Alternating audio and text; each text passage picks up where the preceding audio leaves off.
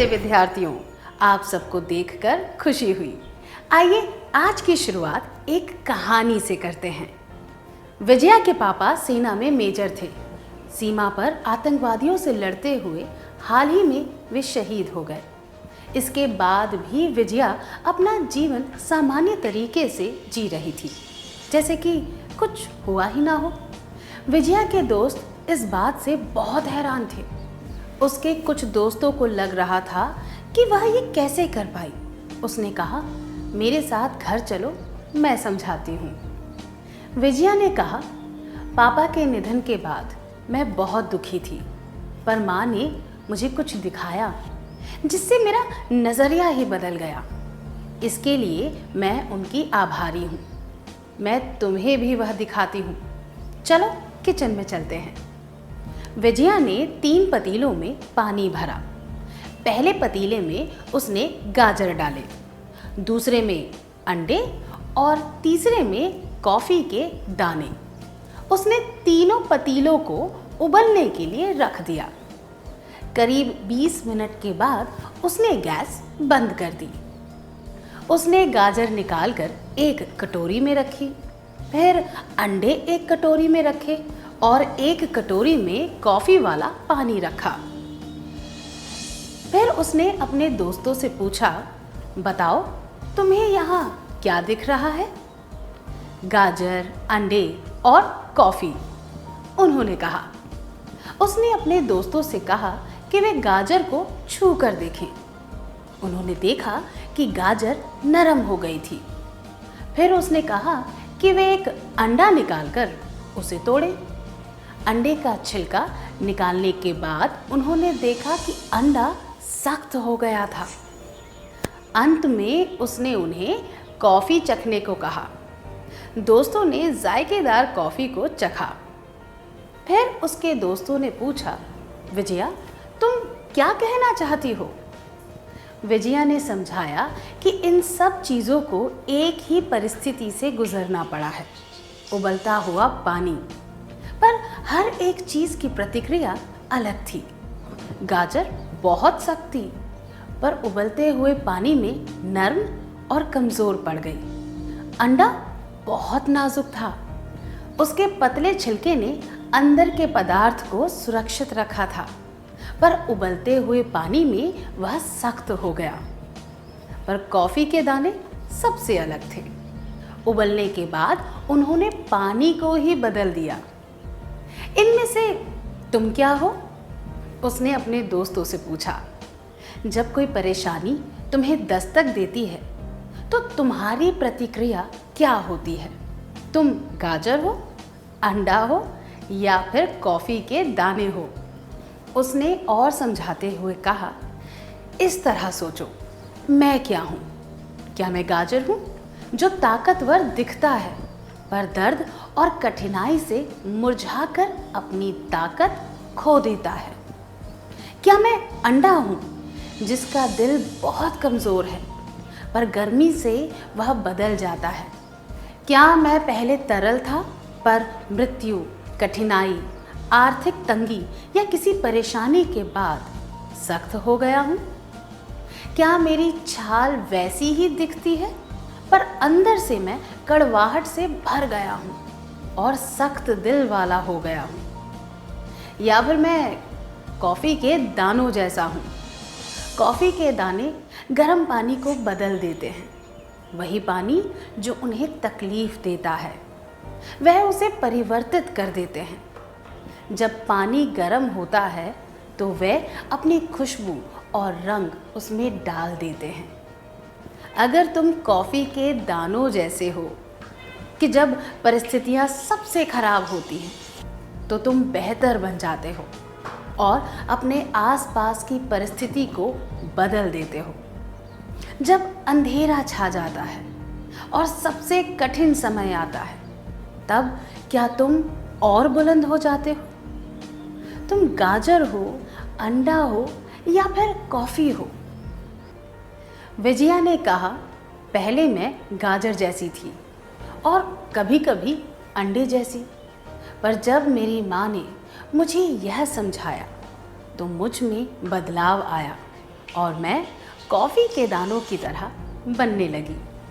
इसीलिए मैं हमेशा खुश रहती हूँ और मैंने इसका राज तुम्हें भी बताया है। विजया ने उन्हें एक डीवीडी दिखाई और कहा कि उसमें कुछ चित्र और वीडियो हैं। जब वह उदास होती है तो उस डीवीडी को देखकर उसे हौसला मिलता है। उसने अपने दोस्तों से पूछा कि वे डीवीडी देखना चाहेंगे। उसके दोस्त तुरंत तैयार हो गए। यह पंक्तियां गाते हुए विजया ने डीवीडी चलाई और उन्हें कहा कि वे राजा की कहानी सुने। स्वर्ण की तरह बनो, स्वर्ण की तरह बनो, चमकदार और दिलेर रहो, पुराना हो जाए तो भी पूरी ताकत हो। स्वर्ण की तरह बनो, स्वर्ण की तरह बनो, पिघलाया जाए, कूटा जाए, गढ़ा जाए, घुमाया जाए, आग से निकाला जाए, चमकीला उत्तम शुद्ध बन जाए। दृढ़ रहो, दृढ़ रहो, दृढ़ रहो, कठिन समय में डटे रहो, बनोगे वह मिसाल जिससे लोग प्रेरित होंगे। क्या हम भी राजा की कहानी सुने? राजा बहुत अच्छे वैज्ञानिक मॉडल बनाता है। उसने अखबार में एक विज्ञापन देखा जिसमें जिला विज्ञान समिति ने लोगों को विज्ञान प्रदर्शनी में भाग लेने के लिए आमंत्रित किया था। उसे डाक द्वारा अपना आवेदन पत्र भेजना था।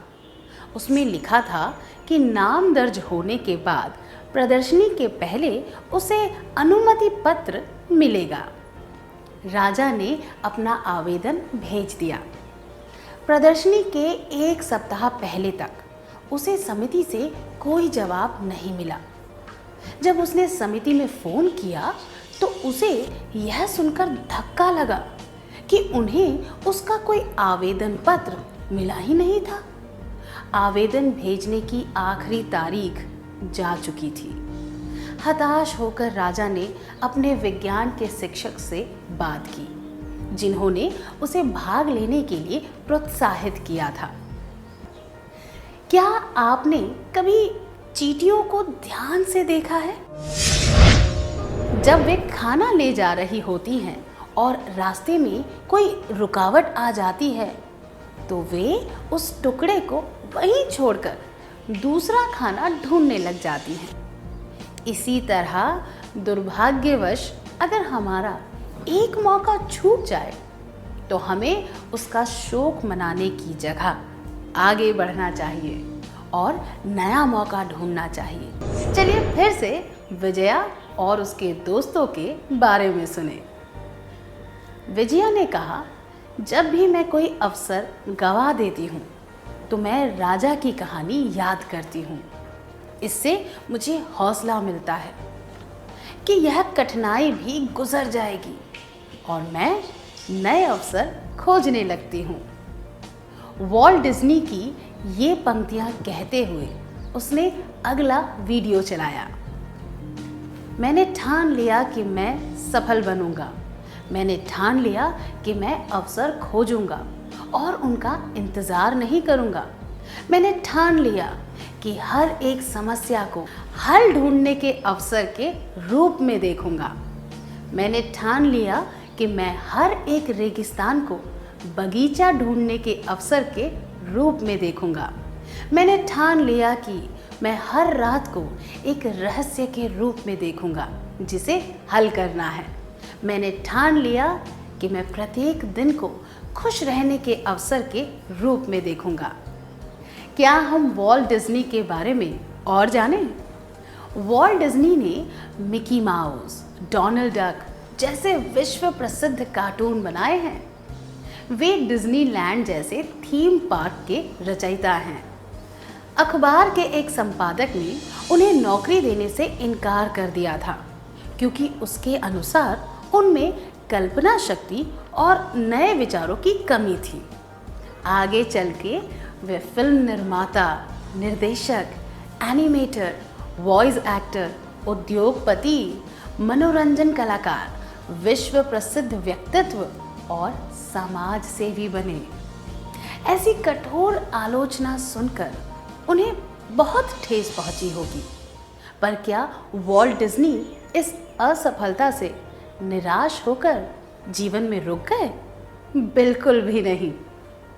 असफलता बहुत ही कड़वा अनुभव होता है, पर असफलता से उभरना भी हमारे ही हाथों में होता है।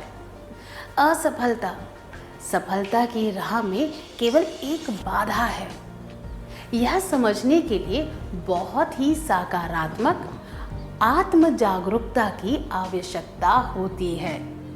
उन्होंने यह सोचा कि यह भी गुजर जाएगा और ठान ली कि वे हार नहीं मानेंगे।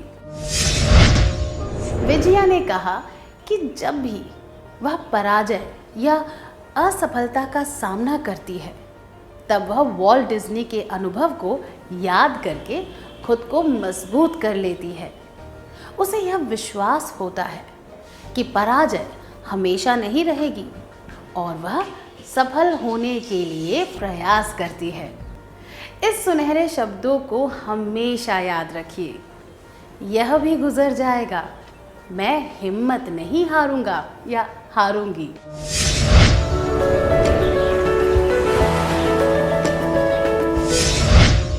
आप सबको मेरी शुभकामनाएं। विजया यह गा रही थी, मैं एक लहर हूँ, मैं उठती हूँ और गिरती हूँ, मैं गिरती हूँ ताकि फिर उठ सकूँ, मैं निरंतर चलती रहती हूँ। समय के किनारों पर जीवन के समुद्र में मैं हमेशा चलती रहती हूँ। फिर उसने अगला वीडियो चलाया और महेश की कहानी सुनाई।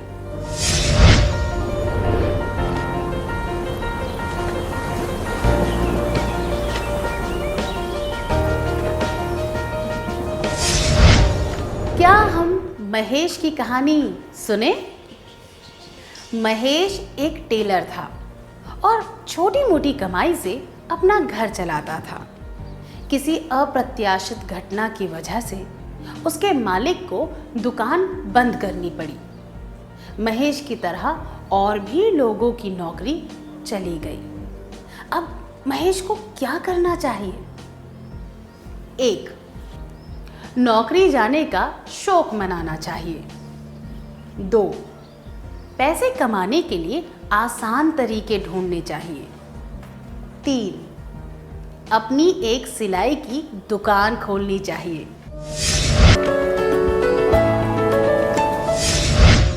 नौकरी का शौक मनाने से कोई फायदा नहीं होता। आसान तरीके लंबे समय तक काम नहीं आएंगे और गलत तरीके अपनाने से वह परेशानी में भी पड़ सकता था। उसने यह याद रखना चाहिए, लहरें गिरती हैं ताकि फिर से उठ सके। उसे इस तरह सोचना चाहिए, यह भी गुजर जाएगा, मैं हिम्मत नहीं हारूंगा। उसे आत्मविश्वास के साथ अपना छोटा सा व्यवसाय शुरू करना चाहिए। इस परिस्थिति में यही सबसे उचित होगा।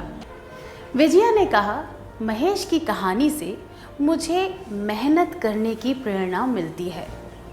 विजया एक और गाना गाने लगी।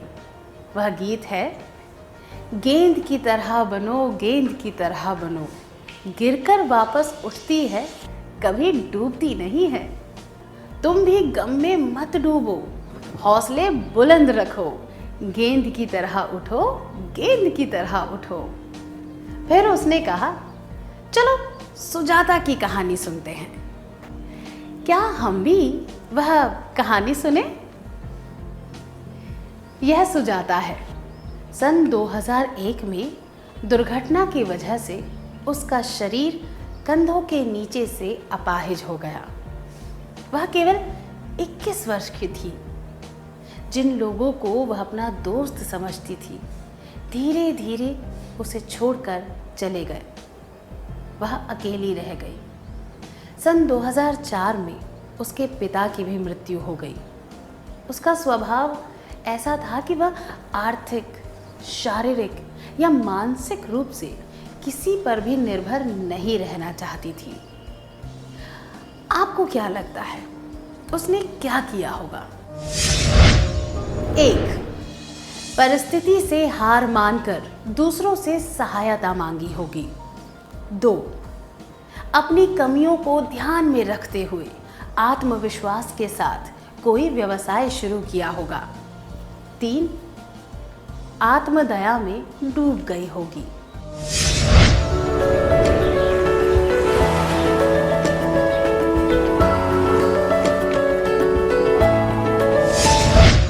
सुजाता बहुत बुरे हादसे का शिकार हुई, जो किसी भी व्यक्ति के साथ हो सकता है।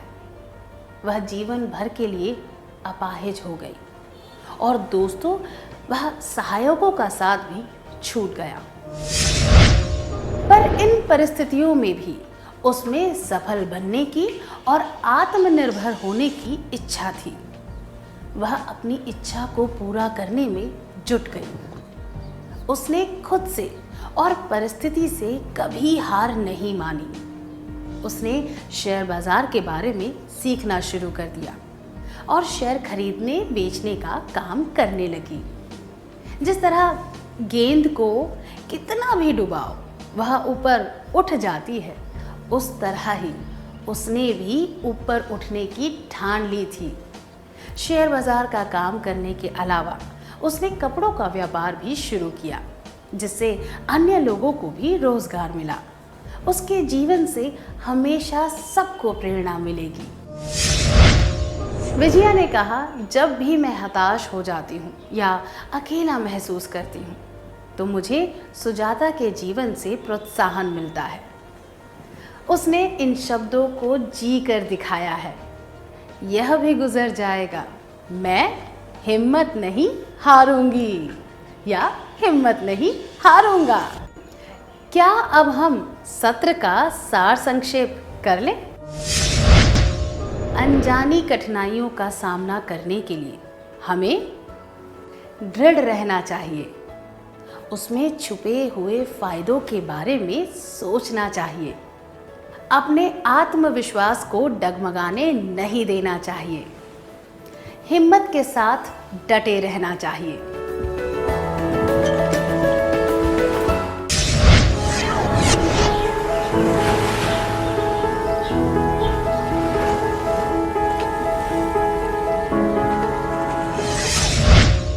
आइए फिर से विजया और उसके दोस्तों से मिलते हैं।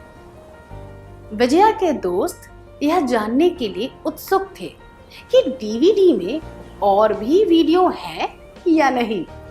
विजया फिर से गाने लगी, काश मैं मछली होती, समुद्र में आजादी से तैरती, बस एक बात मुझे सताती, मछुआरा मुझे पकड़ ना ले कहीं। फिर उसने कहा कि वह गिरीश की कहानी सुनाने वाली है। चलिए हम वह कहानी सुनते हैं।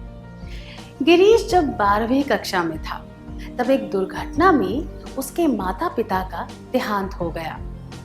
वह अपने सहपाठियों से मदद मांगता रहता था। जितनी दूरी तक वह आसानी से चल सकता था, उतनी दूरी के लिए वह दूसरों से बस का किराया मांगता था। अगर कोई मना कर देता तो वो भावुक होकर उन्हें कहता, अगर आज मेरे माता पिता जिंदा होते तो जरा से पैसों के लिए मुझे हाथ नहीं फैलाने पड़ते। माता पिता का देहांत किसी के लिए भी अत्यंत दुखद घटना होती है, पर हमेशा वे सुनहरे शब्द याद रखने चाहिए, यह भी गुजर जाएगा, मैं हिम्मत नहीं हारूंगा या हारूंगी। विजया ने आगे कहा, जब भी मुझे लगता है कि मदद लिए बिना मैं काम नहीं कर सकती तो मैं इन मछलियों को याद कर लेती हूँ। मैं उन सुनहरे शब्दों को दोहराती हूँ, यह भी गुजर जाएगा, मैं हिम्मत नहीं हारूंगी या हारूंगा।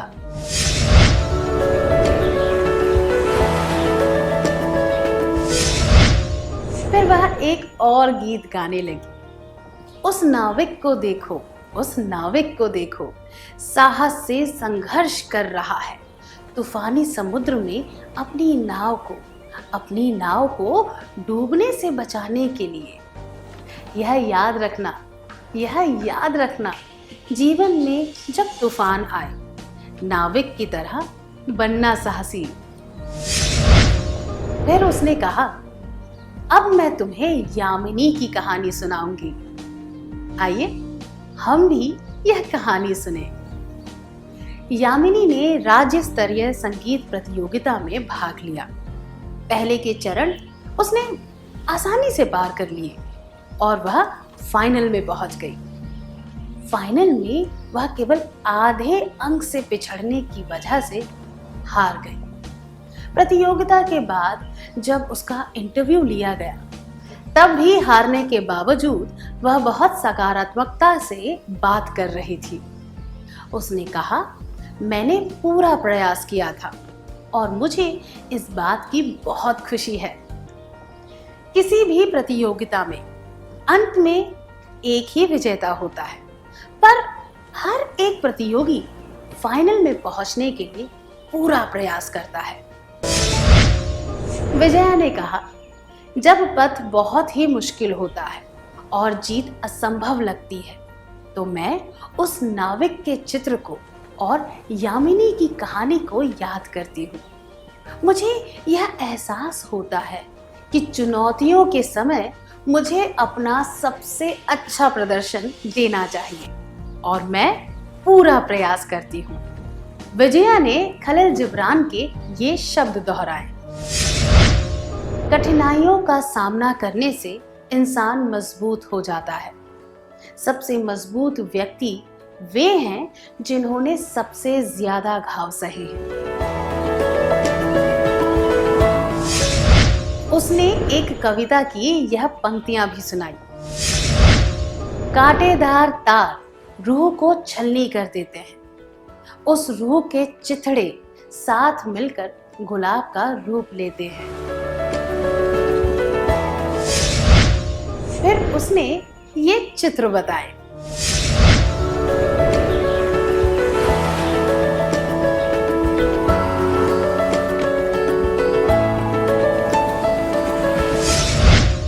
उसने कहा कि इन पंक्तियों से उसे कुमार की कहानी याद आती है। चलिए, क्या हम कुमार की कहानी सुने? नेशनल हाईवे पर कुमार के पापा चाय की दुकान चलाते थे। उस दुकान से ही उनके घर का खर्चा निकलता था। हाईवे को चौड़ा करने के लिए जमीन का वह टुकड़ा खाली करना था, इसलिए कुमार के पापा को अपनी दुकान नई जगह पर लगानी पड़ी। तब तक कुमार के परिवार को घर का खर्च चलाने के लिए बहुत दिक्कत हुई। इस वजह से कुमार को बहुत कम या फिर बिल्कुल भी जेब खर्च नहीं मिलता था। कुमार के एक दोस्त ने यह भी देखा कि वह बहुत ही कम खर्चा करता था। कुमार ने उसे इसका कारण बताया।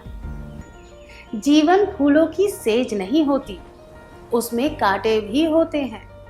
कांटे चुभते जरूर हैं, पर उनकी वजह से हम गुलाब की सुंदरता और उसकी खुशबू को ज्यादा सराहते हैं। कुमार भी इस बात पर विश्वास करता था कि यह भी गुजर जाएगा, मैं हिम्मत नहीं हारूंगा। इसीलिए वह हमेशा खुश रहता था और पैसों की कमी की वजह से दुखी नहीं हुआ।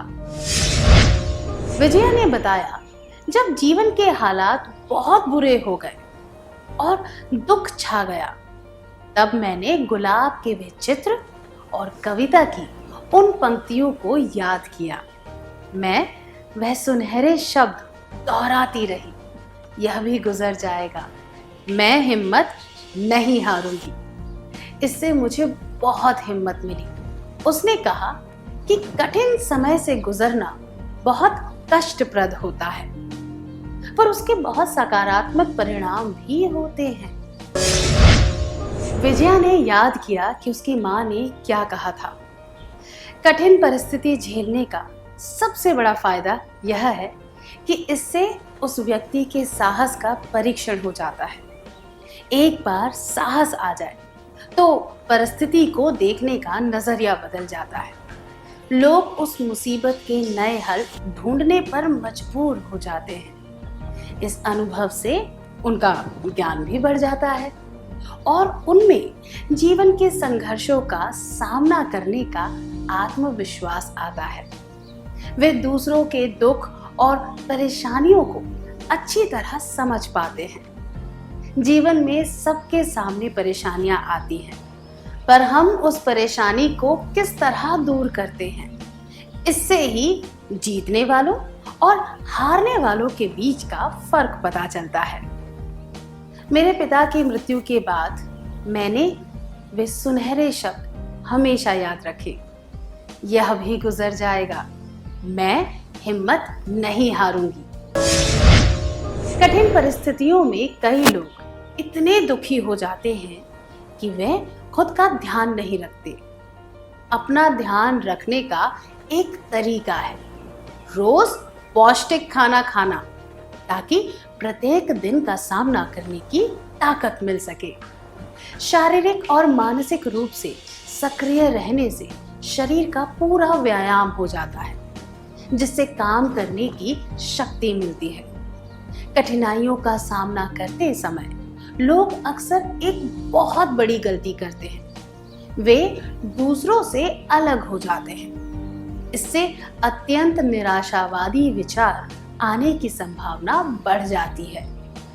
इससे बचने के लिए लोगों से मिलना जुलना, खास तौर पर करीबी दोस्तों या रिश्तेदारों से मिलना अच्छा रहता है। नकारात्मक विचार पालने से लोग और परेशान हो जाते हैं और किसी भी चीज की उम्मीद छोड़ देते हैं। इसके बजाय सकारात्मक विचार करने से कठिनाइयों से जल्दी निकलने में मदद मिलती है। खुद पर विश्वास रखना और यह सोचना कि असफलता हमेशा नहीं रहती, इससे सही दिशा मिलती है। जैसे कि एक कहावत है, जब एक दरवाजा बंद हो जाता है तो दूसरा खुल जाता है। यह हम पर भी निर्भर करता है कि हम इस पर विश्वास करके आगे बढ़ें। हर एक पल को पूरी तरह खुशी से जीना और जीवन को एक उपहार के रूप में स्वीकार करना आवश्यक है। विजया के दोस्त समझ गए कि उसे कठिनाइयों का सामना करने की हिम्मत कैसे मिली। जो सलाह विजया की माँ ने उसे दी, उससे हम भी जीवन की अनजानी कठिनाइयों का सामना करना सीख सकते हैं। क्या अब हम सत्र का सार संक्षेप कर लें? अनजानी कठिनाइयों का सामना करने के लिए हमें दृढ़ रहना चाहिए, उसमें छुपे हुए फायदों के बारे में सोचना चाहिए, अपने आत्मविश्वास को डगमगाने नहीं देना चाहिए, हिम्मत के साथ डटे रहना चाहिए, सकारात्मक सोच रखनी चाहिए और मेहनत करनी चाहिए, आत्मनिर्भर होने की कोशिश करनी चाहिए। यह सोचना चाहिए कि चुनौतियों में हम अपना सबसे अच्छा प्रदर्शन करते हैं। बदलती परिस्थितियों के अनुसार काम करना सीखना चाहिए। कठिनाइयों को दूर करने के नुस्खे: पोषण, व्यायाम, सामाजिक बनना, सकारात्मक विचार, विश्वास, अवसर का पूरा फायदा उठाना। इतनी अच्छी तरह सार संक्षेप करने के लिए धन्यवाद।